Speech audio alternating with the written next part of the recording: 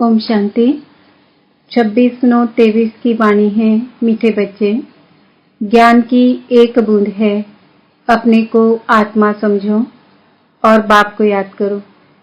इसी एक बूंद से मुक्ति, जीवन मुक्ति प्राप्त हो सकती है।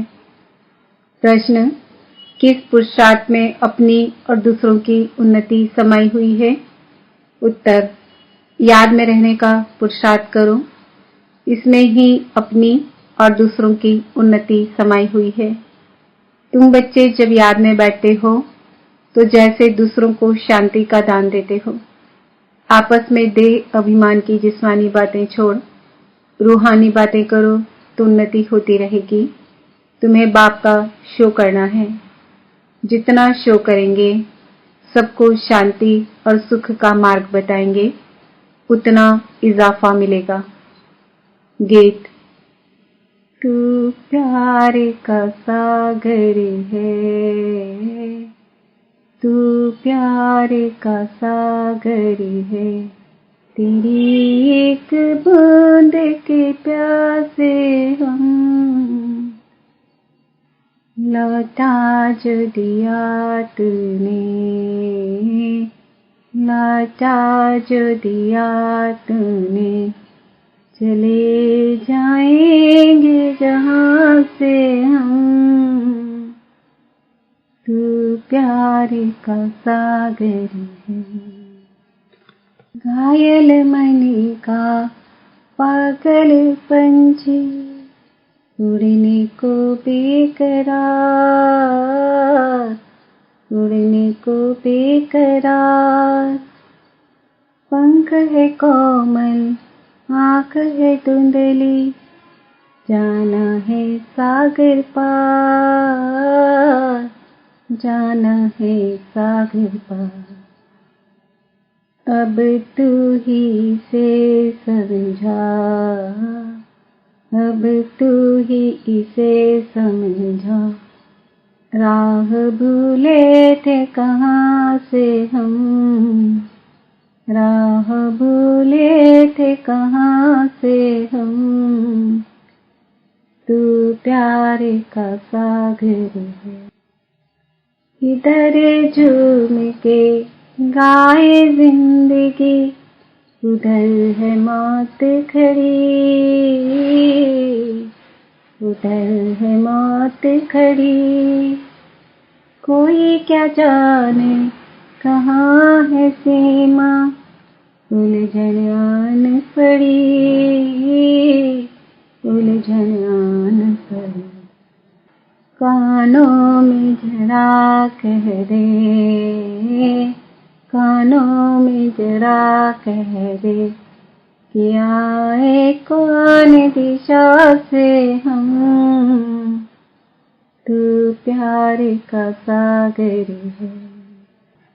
ओम शांति। यह भक्ति मार्ग में गाते आए हैं, महिमा करते आए हैं। महिमा है परम पिता परमात्मा की। जैसे भक्ति मार्ग में अनेक प्रकार के गायन होते हैं, उत्सव मनाते हैं, वह भी गायन है। कोई भी मनुष्य, साधु, संत आदि का गायन नहीं हो सकता। गाते हैं वह ज्ञान का सागर है। एक भी बूंद मिले तो हम यहाँ से चले जाएंगे। कहाँ जाएंगे? मुक्ति व जीवन मुक्ति धाम। महिमा होती रहती है, परंतु उनकी महिमा को जानते नहीं हैं। तुम जानते हो, सो भी नंबरवार पुरुषार्थ अनुसार। दो बाप का राज भी समझाया गया है। एक है लौकिक बाप, उनकी याद आने से उसको देह अभिमान कहा जाएगा। आत्मा को देह देने वाला बाप याद आता है। आत्मा अपने रूहानी बाप को भूल जाती है। यही भूल है। यूं तो कोई भूले हुए नहीं है, परंतु कह देते हैं आत्मा ही परमात्मा है। यही भूल है। यह भी कहते हैं कि हम जीव आत्मा है, मेरी आत्मा को तंग नहीं करो। तंग तो आत्मा होती है ना।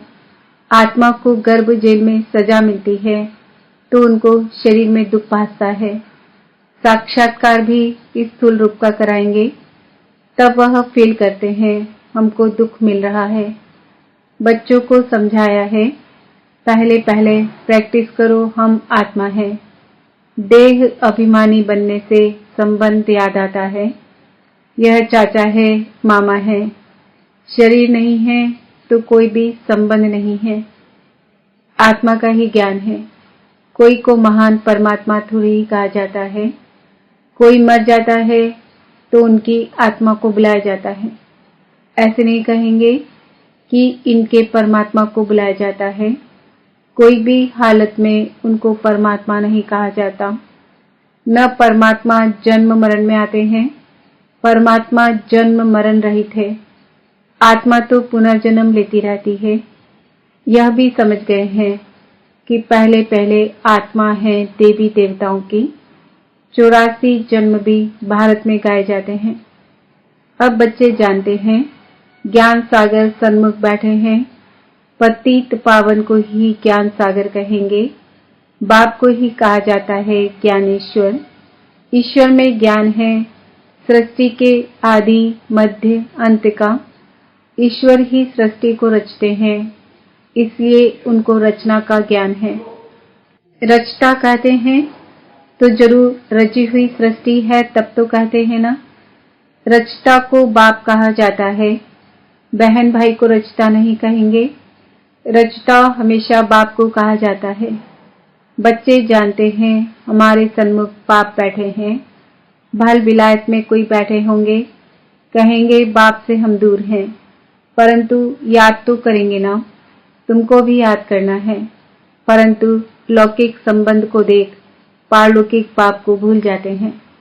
इसलिए बाबा कहते हैं, उठते बैठते बाप को याद करने की प्रैक्टिस करो।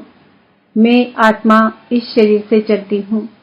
आत्मा का ज्ञान तो तुमको है। यह जानते हो आत्माएं और परमात्मा अलग रहे बहुकाल। ऐसे नहीं कहा जाता। परमात्माएं और परमात्मा अलग रहे बहुकाल। आत्मा और परमात्मा कहा जाता है। अभी बाप बच्चों के सन्मुख बैठे हैं। कहते हैं आपकी एक बूंद भी बहुत है। परम पिता परमात्मा हम आत्माओं का बाप है। बस इसको ज्ञान कहा जाता है। ऐसे और कोई को भी कहने की हिम्मत नहीं आएगी कि तुम सब आत्माओं का मैं बाप हूँ, जिसको ही ज्ञान सागर पतित पावन कहते हैं। यह कहने कोई को आएगा नहीं। बाप ही कहते हैं मैं तुम्हारा बाप हूँ। बरोबर अब महाभारी लड़ाई भी सामने खड़ी है। यादव कौरव पांडव भी है। यह सारा समझाने पर मदार है। चित्र देखने से कोई समझ जाए सो मुश्किल है, जब तक टीचर न समझाए। स्कूल में भी टीचर समझाते हैं ना, यह इंडिया है, यह लंदन है। बिगर समझाने बुद्धि में आ न सके।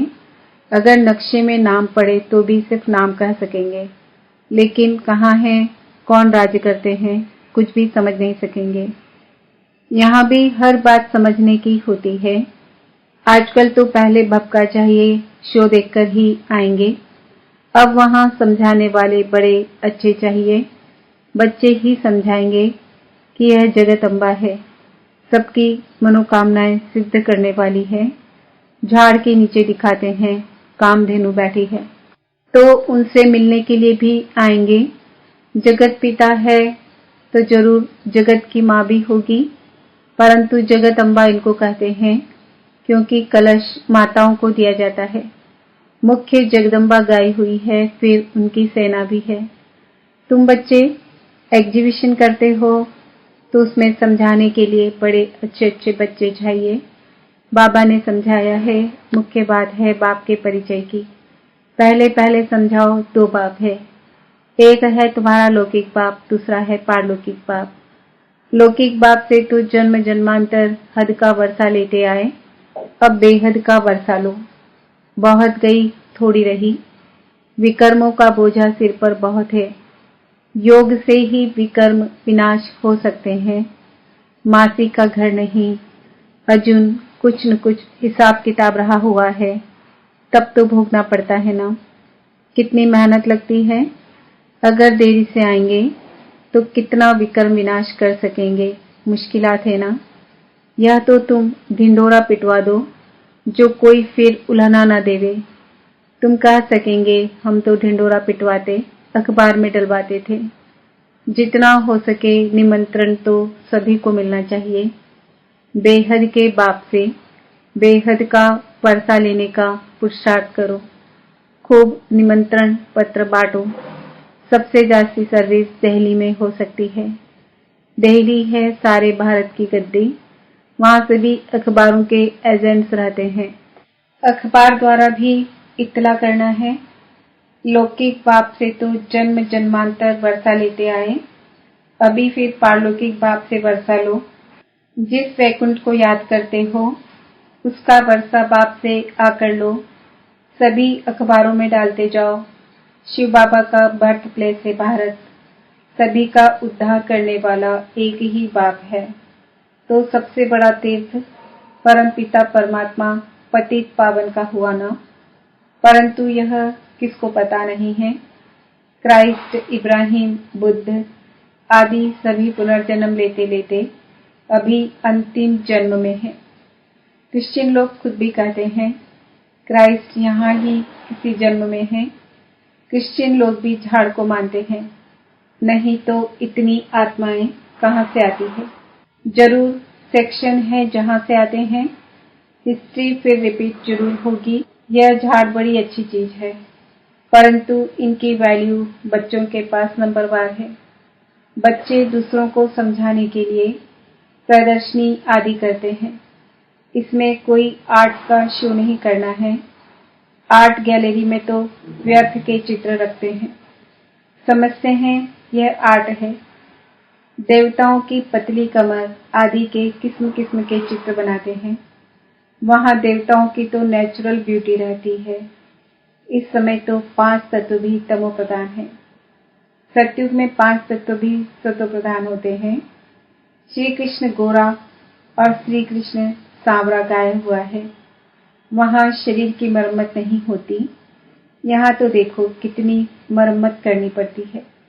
वहां तो भल बुरा हो जाए तो भी दांत आदि सभी साबुत रहते हैं। दांत टूट जाए तो डिसफिगर हो जाए, वहां तो एकदम फर्स्ट क्लास 16 कलर संपूर्ण रहते हैं। लूले लंगड़े होते नहीं। यहाँ तो देखो कैसे लूले लंगड़े जन्म लेते हैं।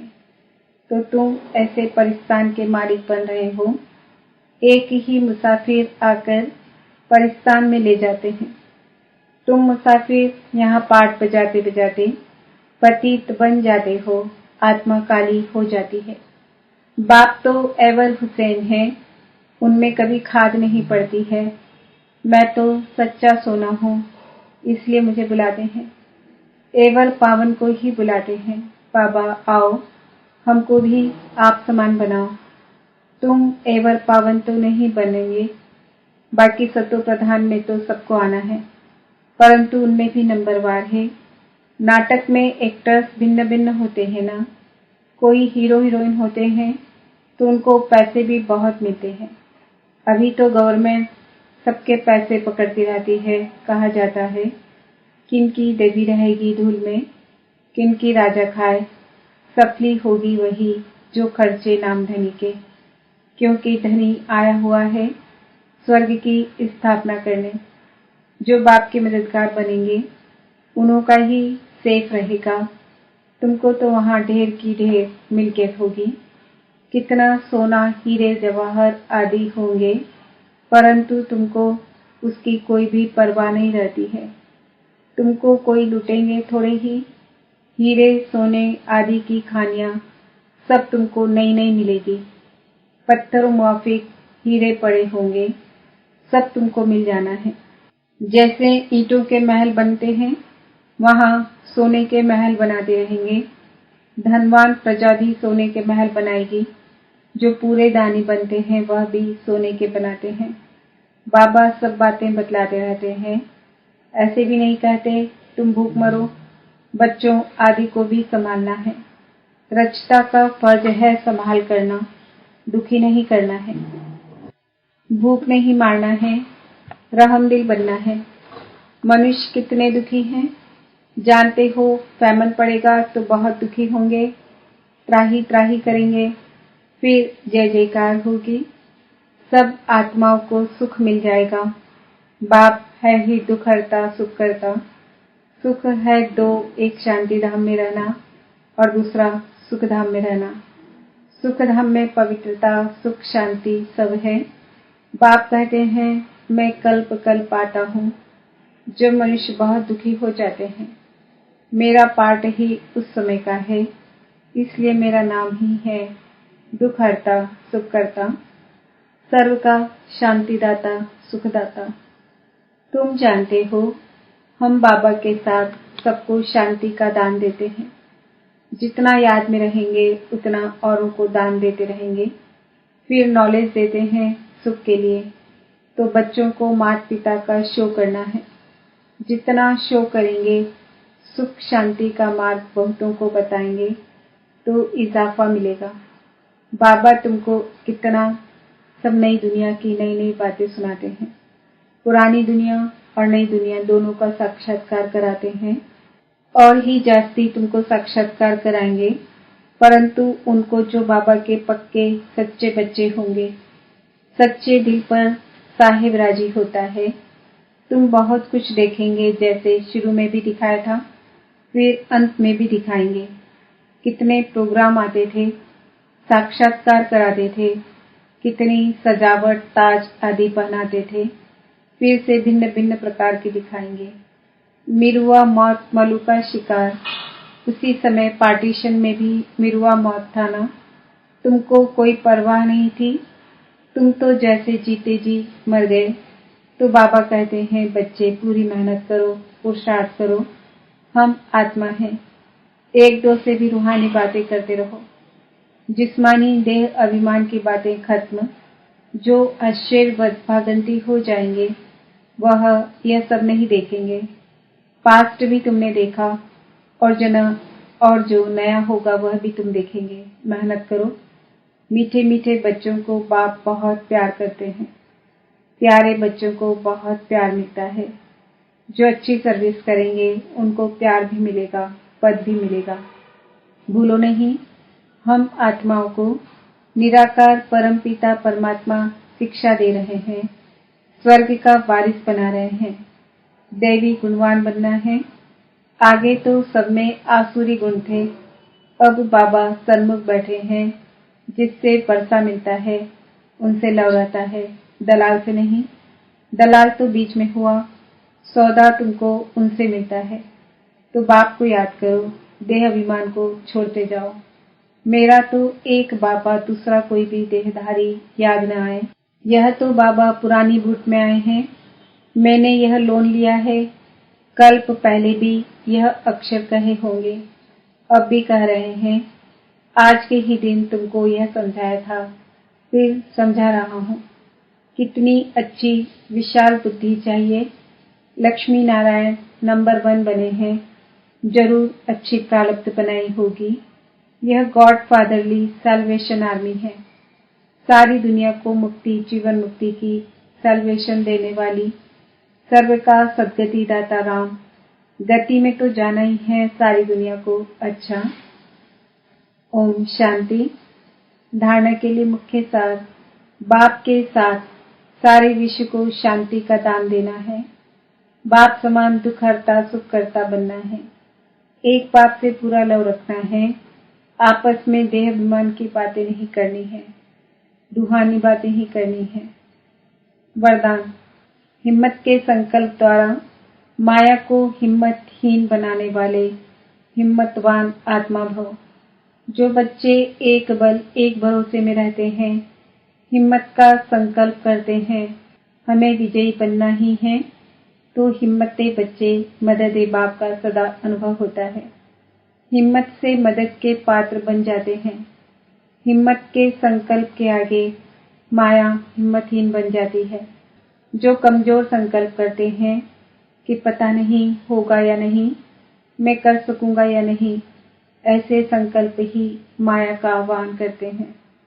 इसलिए सदा उमंग उत्साह संपन्न हिम्मत के संकल्प करो, तब कहेंगे हिम्मतवान आत्मा। स्लोगन, निर्माण चित्त के तख्त पर बैठ जिम्मेवारी का ताज धारण करना ही श्रेष्ठता है। आज का सम्मान है। मैं आत्मा हिम्मतवान हूँ। ओम शांति।